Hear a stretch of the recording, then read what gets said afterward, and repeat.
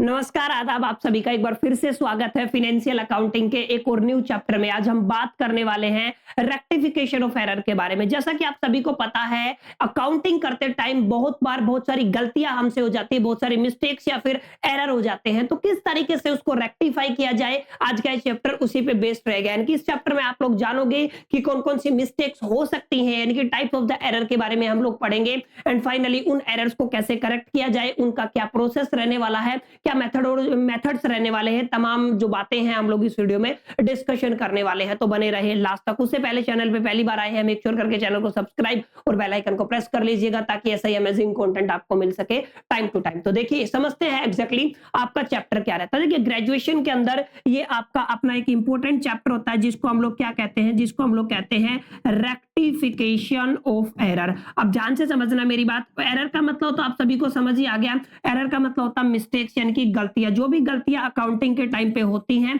उनको एरर बोलते हैं। क्लियर है? अब एरर को कैसे रेक्टिफाई किया जाए, रेक्टिफाई का मतलब होता है एक सही करने का तरीका। ठीक है, तो गलतियों को कैसे सही किया जाए ये आपका चैप्टर रहता है। रेक्टिफिकेशन ऑफ एरर का मतलब क्या है कि हम किस तरीके से, किस प्रोसेस के थ्रू जो हमसे एरर हुए हैं उनको सही कर सकते हैं। This is called the rectification of error. तो ये लाजमी सी बात है, आप लोग भी जानते हो। जब रेक्टिफिकेशन ऑफ एरर की बात आती है, जब हम एरर को सही करने की बात करते हैं, तो हमें ये समझना जरूरी है कि हमने कौन सी मिस्टेक की है। अगर हमें यही नहीं पता होगा कि एरर कौन सा है, तो हम उसको रेक्टिफाई कैसे कर पाएंगे। यानी कि सही तरीके से अगर आप लोग चले चैप्टर में, तो आपको ये समझ में आएगा कि सबसे पहले हमें समझना पड़ेगा एरर कितने टाइप के होते हैं, गलतियां कितने तरीके की होती हैं। फिर हम उनके क्लासिफिकेशन को समझेंगे। फिर हम ये समझेंगे कि एग्जैक्टली वो ट्रायल बैलेंस को इंपैक्ट करती है नहीं करती हैं, एग्जैक्टली उनके अंदर क्या क्या चीजें होती हैं। जब हमें एक बार समझ में आ गया कितने टाइप के एरर होते हैं, इस तरीके से एरर परफॉर्म किए जाते हैं या हो जाते हैं बाई चांस, तो हम उसको रेक्टिफाई इजीली कर पाएंगे। तो मैं इस चैप्टर को बेसिकली 4 पार्ट में कंप्लीट करा दूंगा। आज हम डिस्कशन करने वाले हैं टाइप्स ऑफ द एरर के बारे में। चैप्टर का नाम आपको क्लियर हो गया होगा कि एग्जैक्टली क्या है। चैप्टर का नाम रेक्टिफिकेशन ऑफ एरर, जहां पे हम लोग एक ऐसे प्रोसेस को जानेंगे कि किस तरीके से हम लोग एरर को रेक्टिफाई कर पाएंगे। ठीक है, अब यहाँ पे समझना है हमें एरर की क्लासिफिकेशन या एरर कितने टाइप के होते हैं। तो समझने वाली बात यह है कि हालांकि 2 तरीके से मैं आपको समझाऊंगा, 2 तरीके बनेंगे यहाँ पे कि एरर की 2 कैटेगरियां बनती है। ठीक है, पहली कैटेगरी यहाँ पे हम लोग जिसको कहते हैं, ध्यान से समझना आपका, हम पहली कैटेगरी में रखते हैं आपके वन साइडेड एरर को। तो आप लोग क्या लिख दोगे यहाँ पे, आपकी पहली कैटेगरी बन जाएगी वन साइडेड एरर। और डेफिनेट सी बात है, दूसरी क्या बनेगी आपकी टू साइडेड एरर। अब ये कहां से आया है ये समझ लीजिए कि टू साइडेड और वन साइडेड ही क्यों लिखा।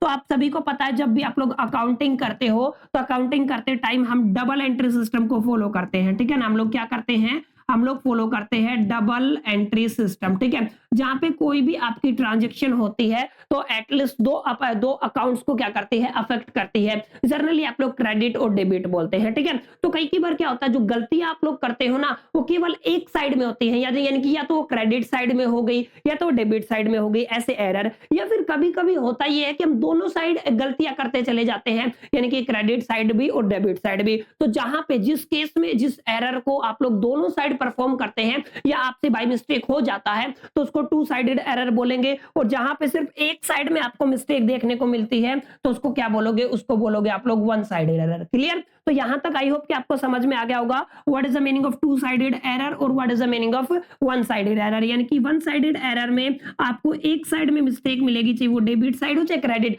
डेबिट और क्रेडिट में आपको सिर्फ समझाने के लिए ले रहा हूं। यानी कि आप लोग क्या लिखोगे, आप लोग यहां पे लिख सकते हो वन साइड में क्या दिखेगा, आपको एरर दिखेगा। और इसकी खास बात यह है कि यहां पे जो आपका ट्रायल बैलेंस बनेगा उसका आंसर सही नहीं आने वाला, डेफिनेट सी बात है। मतलब ये आपके ट्रायल बैलेंस को क्या करता है, अफेक्ट करता है। अगर आप वन साइडेड एरर की बात करते हो तो ये आपके ट्रायल बैलेंस को क्या करेगा, अफेक्ट करेगा। सही आपका ट्रायल बैलेंस यहाँ पे नहीं आएगा। मतलब ये जो आपका वन साइडेड एरर है उसको एक तरीके से आप लोग पकड़ सकते हो, आइडेंटिफाई कर सकते हो with the help of the trial balance. Trial balance की हेल्प से हम लोग ये पता लगा सकते हैं ये आपका वन साइडेड एरर है। क्लियर? सेकंड, अगर आप बात करते हो टू साइडेड एरर की, तो यहां पे आप लोग देखोगे, ठीक है, दोनों साइड जो होती है ना, टू साइड्स जो होती हैं आपके अकाउंट्स की, वो ये क्रेडिट बोल दीजिए या फिर डेबिट बोल दीजिए, दोनों ही इंपैक्ट होती है या दोनों ही आप लोग क्या कहते हैं, अफेक्ट होती है। इस केस में क्या होता है, आपकी दोनों साइडें क्या होती हैं, अफेक्ट होती है। तो ये क्या बन जाएगा, टू साइडेड एरर बन जाएगा। इसमें थोड़ा डिफिकल्ट रहेगा बिकॉज आपका जो ट्रायल बैलेंस बनेगा ना, वो ट्रायल बैलेंस सेम रहेगा, यानी कि ट्रायल बैलेंस पे कोई इंपैक्ट नहीं रहेगा, यानी कि ट्रायल बैलेंस डजंट इफेक्टेड। मैं यहाँ पे लिख देता हूं, trial balance is doesn't affected. ठीक है, तो आप लोग यहाँ पे थोड़ा ध्यान से समझिएगा इस गलती को। ट्रायल बैलेंस की हेल्प से टू साइडेड जो एरर होते हैं उनको पकड़ पाना करीब करीब थोड़ा डिफिकल्ट या मुश्किल या करीब करीब इम्पॉसिबल होता है। तो इस बात को आपको ध्यान में रखना। तो एक बात तो आपको क्लियर हो ही गया होगा कि एरर को हम दो कैटेगरियों में डिवाइड कर रहे हैं, एक वन साइडेड होता है, दूसरा क्या होता है, टू साइडेड होता है। अब यहीं पे बात नहीं रुकती है, इसके अलावा सबसे इंपॉर्टेंट जो क्राइटेरिया है एरर के केस में, वो अब हम लोग समझने वाले हैं कि एग्जैक्टली जो आपके एरर है वो चार तरीके के होते हैं, जहां पे आपका एरर ऑफ ओमिशन आ जाता है, एरर ऑफ कमीशन आ जाता है, एरर ऑफ प्रिंसिपल्स आ जाता है, एंड फाइनली हम लोग कंपनसेटरी एरर के बारे में पढ़ने वाले हैं। यानी कि चार तरीके के एरर है। आज हम डिस्कशन करेंगे चारों टाइप्स को, जैसा कि हमने यहाँ पे दोनों टाइप पढ़ लिए ना, कि एग्जैक्टली एक साइड में अगर गलती हुई, एरर हुआ, तो वन साइडेड वाली कैटेगरी में चला जाएगा। अगर दोनों साइड होती है क्रेडिट और डेबिट में, तो क्या हो जाएगा, टू साइडेड एरर हो जाएगा। लेकिन अभी जो चार टाइप के एरर है वो आपको क्लैरिफाई करेंगे कि ये थोड़ी सी एक तरीके से अलग तरीके की गलतियां होती है, मिस्टेक होती है। ठीक है, तो अगर मैं यहाँ पे अगर लिख दूं आपका एरर, तो यहाँ पे आपकी चार कैटेगरियां बनती है माय डियर फ्रेंड्स। पहला वाला जिसको आप लोग क्या बोलते हो, हम लोग इसको बोल रहे हैं एरर ऑफ ओमिशन। अब ये ओमिशन क्या होता है, ध्यान से समझ लो। ओमिशन शब्द का मतलब अपना होता है, ठीक है, खुद का अभी मैं बताऊंगा क्या मतलब होता है। अगर आप लोग सेकंड की बात करते हो तो सेकंड कैटेगरी आपकी बनती है एरर ऑफ कमीशन की। ठीक है, तो हम लोग क्या कर देंगे, यहाँ पे लिख देंगे एरर ऑफ कमीशन। ठीक है, तो ये कौन सा हो गया, एरर ऑफ कमीशन। और तीसरी जो कैटेगरी आएगी वो आएगी एरर ऑफ प्रिंसिपल की। ठीक है, तो आप लोग क्या कहोगे, एरर ऑफ प्रिंसिपल। जैसा कि आप सभी को पता, आप जब भी अकाउंटिंग करते हैं तो कुछ गैप के अकॉर्डिंग चलती है, यानी कि जर्नली एक्सेप्टेड अकाउंटिंग प्रिंसिपल जिनको कहते हो। ठीक है, तो ये वाला एरर यहाँ पे प्रिंसिपल के केस में आएगा।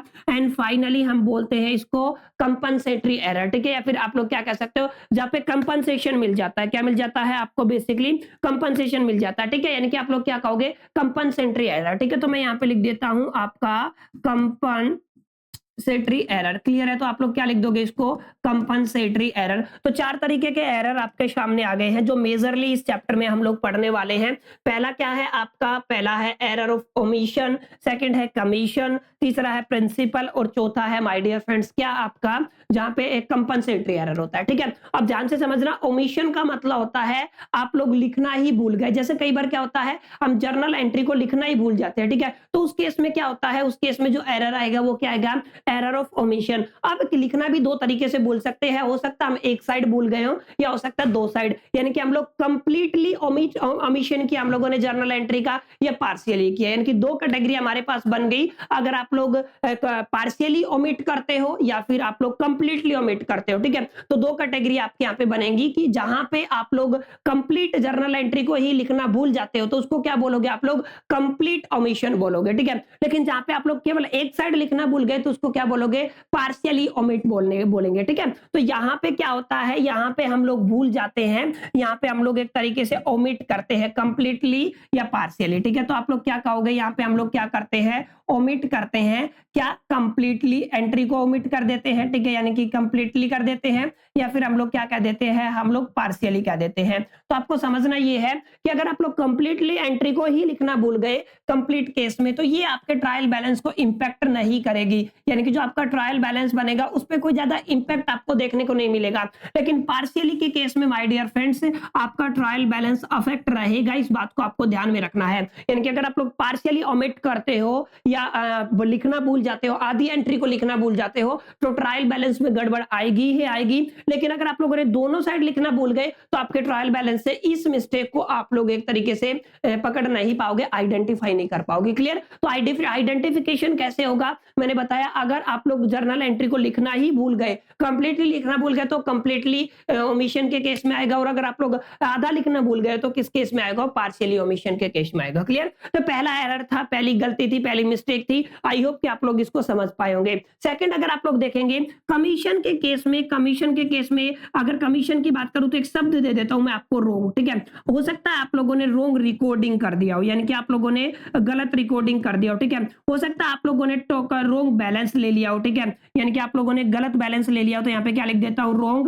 बैलेंस। ठीक है, आप लोगों ने हो सकता है रोंग कास्टिंग कर दिया हो, कास्टिंग का मतलब टोटलिंग, टोटलिंग गलत किया हो। ठीक है, हो सकता है आप लोगों ने रोंग पोस्टिंग कर दिया हो। ठीक है, तो इस केस में जो आपकी एरर होती है ना, उसको क्या बोलते हो, error of commission. Error of commission का मतलब क्या होता है, जिस केस में हम लोग गलत रिकॉर्डिंग कर दे, गलत बैलेंसिंग कर दे, गलत कास्टिंग कर दे या गलत पोस्टिंग कर दे, तो उस केस में क्या कहलाता है, ये कहलाता है आपका एरर ऑफ कमीशन। तो ये आपको थोड़ा ध्यान में रखना है, एग्जैक्टली एरर ऑफ कमीशन क्या होता है। ठीक है, जब आप लोग डेटा को गलत करते हो तो डेफिनेट सी बात है आपका ट्रायल बैलेंस कहीं ना कहीं इंपैक्ट होता है। क्लियर है, कहीं ना कहीं क्या होता है, इंपैक्ट होता है, that is depending upon the situation. तो एरर ऑफ कमीशन के केस में मे और मे नोट दोनों चीजें होती है। ठीक है, आप लोग क्या कह दोगे, मे और मे नोट दोनों चीजें आप लोग ट्रायल बैलेंस के केस में कह सकते हो कि इंपैक्ट भी करती हैं, अफेक्ट करती भी है और नहीं भी करती है। क्लियर, तो जो सेकंड टाइप का एरर था जिसको क्या बोलते हो आप लोग, एरर ऑफ कमीशन। अब तीसरा जो एरर है, this is going to be very very important, जिसको हम लोग क्या कहते हैं, error of principle. Error of principle का माय डियर फ्रेंड सिंपल सा मतलब है, जिस एरर में या फिर जिस अकाउंटिंग के दरमियान हम फंडामेंटल चीजों को बदल देते हैं, अकाउंटिंग प्रिंसिपल में गलतियां कर देते हैं, अकाउंटिंग प्रिंसिपल के हिसाब से अकाउंटिंग नहीं करते, तो उस केस में क्या हो जाएगा, एरर ऑफ प्रिंसिपल हो जाएगा। जैसे अगर आप लोगों ने मान लीजिए एक आपका जो आपकी जर्नल एंट्री थी वो कैपिटल से रिलेटेड थी। ठीक है, वो आपने डेब्ट अकाउंट में डाल दी, या फिर आप लोगों ने सेल्स की जर्नल एंट्री परचेज अकाउंट में डाल दी, तो यानी कि आप लोगों ने जो प्रिंसिपल है, प्रिंसिपल के अगेंस्ट जाके, जो नीति नियम सिद्धांत है उनके अगेंस्ट जाके आपने कोई गलतियां कर दी, तो उस केस में आपके एरर क्या कहलाएंगे, उस केस में एरर ये क्या कहलाएगा, प्रिंसिपल एरर कहलाएगा। ठीक है, यहाँ पे भी सिचुएशनल है, डिपेंड करता है, may be trial balance is affected और नोट, दोनों चीजें हो सकती है। ठीक है, एंड तीसरा जो चौथा क्या है आपका कंपनसेटरी एरर, मतलब एक एरर को दूसरा एरर कंपनसेट कर देता है। कंपनसेट का मतलब एक एरर में जो मिस्टेक हुई और उसके बाद देखो, जैसे एक साइड हमने क्रेडिट में गलती कर दी, एक साइड हमने दूसरी डेबिट में कर दी, तो क्रेडिट साइड में जो मिस्टेक हुई थी डेबिट ने एक तरीके से उसको नलीफाइड कर दिया। क्या कर दिया, आपका नलीफाइड कर दिया, मतलब दोनों के इफेक्ट आपस में क्या हो गए हैं, कैंसिल। ठीक है, यानी कि जिस केस में एक मिस्टेक दूसरे मिस्टेक के इफेक्ट को नलीफाइड कर देती है, यानी कि इंपैक्ट को कैंसिल कर देती है, उस केस में जो एरर होता है उसको क्या बोलते हैं आप लोग, कंपनसेटरी एरर। क्लियर है, यहां पे आपको ट्रायल बैलेंस पे कोई फर्क देखने को नहीं मिलता है, doesn't impact the trial balance, क्योंकि एक मिस्टेक दूसरे को क्या कर देती है, कंपनसेट कर देती है। तो ये चार तरीके के एरर हैं जो आपको समझने हैं एग्जैक्टली कि चार तरीके के एरर कौन से हैं, that is going to be very very important. और इसके अलावा दो कैटेगरी हमने एरर की बनाई है, पहली कैटेगरी है आपकी वन साइडेड एरर और दूसरी कैटेगरी माय डियर फ्रेंड्स आपकी टू साइडेड एरर। ये हमने यहाँ पे सीखा समझा, जहां पे केवल वन साइड में एरर हुआ, वन साइड में मिस्टेक हुई तो वन साइडेड, जहां पे दोनों साइड में मिस्टेक हुई तो उसको टू साइडेड एरर बोलते हैं। इसके अलावा चार तरीके के वेरी वेरी इंपॉर्टेंट एरर हम लोगों ने पढ़े। पहला है एरर ऑफ ओमिशन, ओमिशन का मतलब भूल जाना, जहां पे या तो हम कंप्लीट एंट्री को ही लिखना भूल गए या पार्शियल एंट्री को लिखना भूल गए। ठीक है, सेकंड है आपका एरर ऑफ कमीशन का, कमीशन का मतलब कुछ भी गलत कर दिया, चाहे रिकॉर्डिंग, कास्टिंग, बैलेंसिंग या पोस्टिंग, कुछ भी गलत कर दिया तो उस केस में क्या होता है, उस केस में कहलाता है ये एरर ऑफ कमीशन। तीसरा हमने कहा error of principle, error of principle का क्या मतलब होता है, जहां पे जो भी नीति नियम सिद्धांत है वो फॉलो ना हो, उसके अगेंस्ट अगर हम लोग कोई भी जर्नल एंट्री करते हैं तो वो क्या होगा, एरर ऑफ प्रिंसिपल हो जाएगा। इसके अलावा हम देखते हैं कंपनसेटरी एरर का मतलब हमने एक गलती लेफ्ट साइड में की, एक राइट में की, मतलब सिंपल बात है, एक क्रेडिट में की, एक डेबिट में की, एक मिस्टेक दूसरे मिस्टेक के इंपैक्ट को नलीफाइड कर दे तो उस केस में क्या बनेगा, उस केस में आपका बनेगा कंपनसेटरी एरर। क्लियर है, तो ये एरर की कहानी आपको समझ में आई होगी, इसका इंट्रोडक्शन आई होप कि आपको समझ में आ गया होगा। रेक्टिफिकेशन अब हम आगे करने वाले हैं, तो पहले आपको समझ में आ गया होगा कि चार टाइप के ये एरर होते हैं, या तो वो वन साइड में जाएंगे या वो आपके टू साइड में जाएंगे। क्लियर, उम्मीद करता हूं ये रेक्टिफिकेशन का इंट्रोडक्शन आपको पसंद आया होगा, वीडियो अच्छा लगा होगा। वीडियो अच्छा लगा तो लाइक कर दीजिए, फ्रेंड्स के साथ शेयर कर दीजिए, फर्स्ट टाइम है तो मेक श्योर करके चैनल को सब्सक्राइब कर लीजिएगा। चलिए मिलते हैं नेक्स्ट सेशन में, जब तक के लिए मेरे साथ all the best, keep learning.